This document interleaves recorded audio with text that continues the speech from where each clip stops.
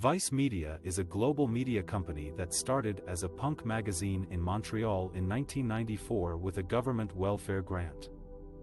In this section, we will explore how Vice evolved from its humble origins to become a bankrupt media giant. The story of Vice begins with three friends, Soroush Alvi, Gavin McInnes, and Shane Smith. They were bored and disillusioned with the mainstream media and culture in Canada, and wanted to create something different.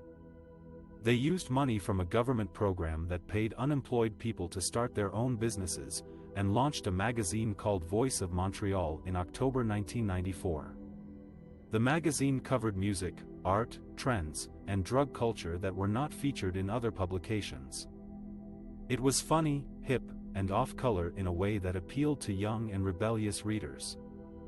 The magazine soon gained popularity and attracted advertisers, but also faced some challenges.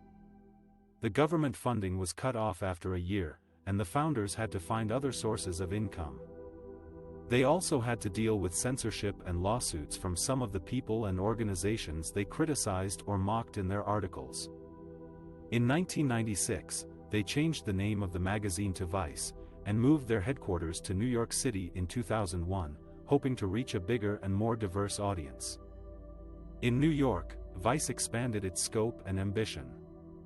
It launched several online content verticals and web series, covering topics such as fashion, music, technology, sports, food, and travel.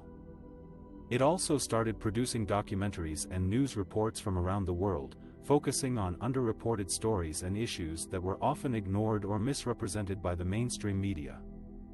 Vice developed a reputation for being edgy, provocative, and fearless in its journalism, as well as entertaining and engaging in its storytelling. Vice also grew its business by partnering with other media companies and platforms. In 2013, it launched a weekly documentary series on HBO called Vice, which won several Emmy Awards for its coverage of global issues.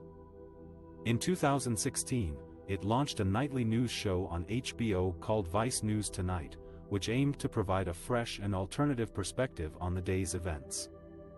Vice also launched its own cable TV channel called Viceland in 2016, which featured original shows and documentaries produced by Vice Studios. By 2016, Vice Media was valued at $5.7 billion, and had over 3,000 employees in 35 offices around the world.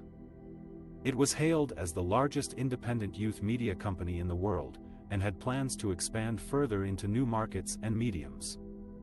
However, behind the scenes, Vice was facing some serious problems that would soon threaten its survival.